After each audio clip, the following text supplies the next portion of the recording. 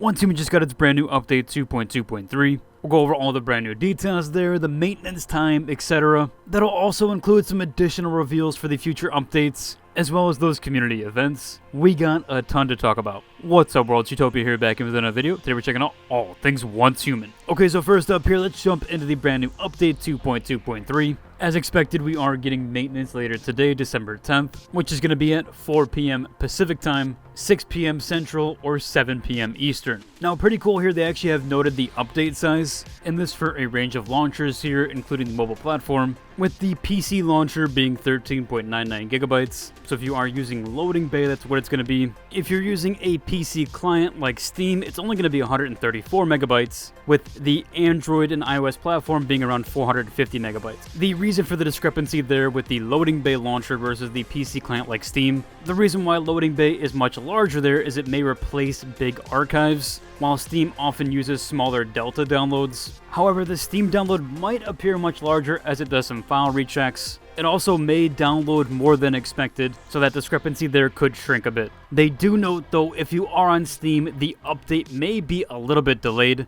and it may even be downloaded more than once. So that is the bit of the trade-off there with both of those platforms. Of course, as per usual, and with every maintenance, we do get some free compensation. That includes the usual here, 1,000 Star Crowns, some Mitsuko marks. You also do get the additional Star Wish tokens, some gingerbread main decors to go with the Christmas Wish exclusive, and even a shop coupon where if you spend 500 Christian, you could save 100, so not too bad there overall. Now for the largest gameplay additions here, with this one being quite the drastic change.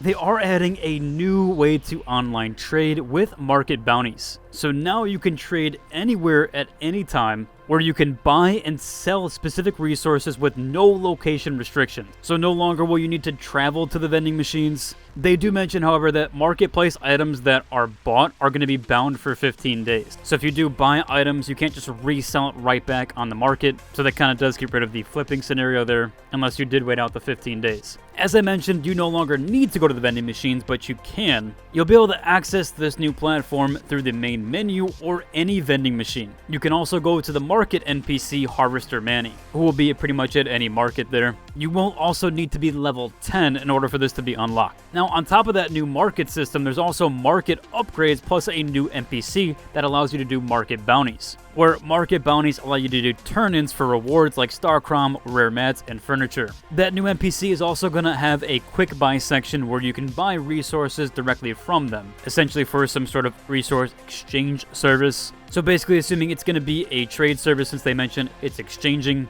So I wouldn't think you could use energy links. I imagine it's other hardbound resources or other resources you have on your character to then exchange for other resources. Two things to note here very quickly with that. It seems like they haven't shown off the UI for this just yet. And just to mention, this only pertains to non-raid zone scenarios only. So you won't be able to use this marketplace or NPC in raid zone. Next up here, quite a massive quality of life change. But yes, they did do that building limit buff here. Again, pertaining to the non-raid zone scenarios. But they did quite the substantial upgrade here with the structure limit increased from 700 to 1400, so 2xing the actual size limit, and the furniture limit got over 3 times the amount here, from 250 to 900. They do mention if you have activated certain durability mematics, that you will receive an item that lets you reset your mimetic build, kind of due to those changes there, as you might not need these buffs. Now, there was actually some huge social changes here.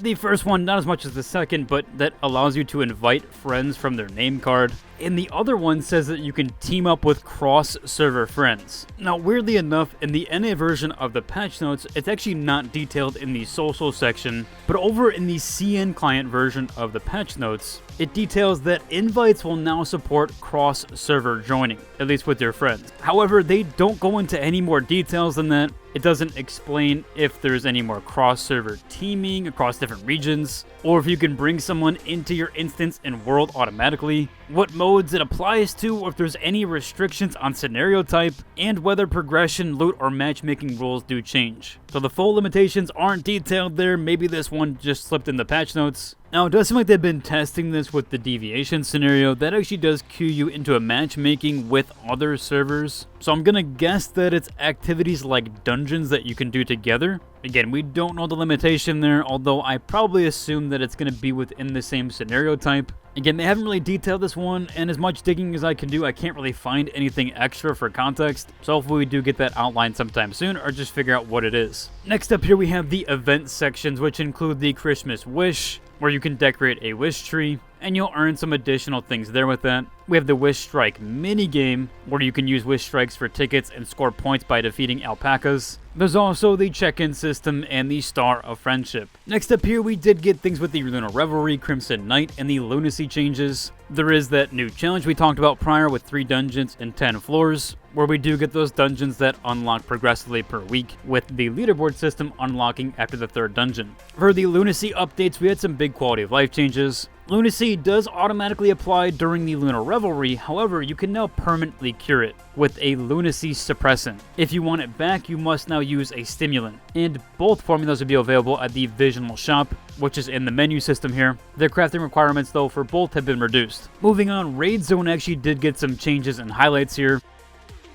The gathering nodes have been cleaned up with better visuals. Some coastal and clutter nodes have been removed, and seeds for certain plants have been removed, which are now sold by the merchants. That's to help protect farming. They did also do some rebalancing across regions for plains, forest, and desert, with a meteor summoner that can now destroy ore deposits for extra resources. The trap and turret system did get some usability buffs. Shotgun turrets are now easier to obtain, cheaper, and they require no electricity. The flamethrower damage has been increased substantially with the cost down and the fuel canisters craftable earlier, and rifle turrets can now be repaired cheaper. So a ton of buffs there overall, which do include doors, windows no longer cost a load-bearing coefficient, meaning they are much easier to place here. There was also a ton of quality of life upgrades. A few highlights here had to do with controller optimizations for movement. There's been new build improvements with copy skins and wallpaper, even remembering the last skin. Camera upgrades can now hide deviance and higher zoom out quality,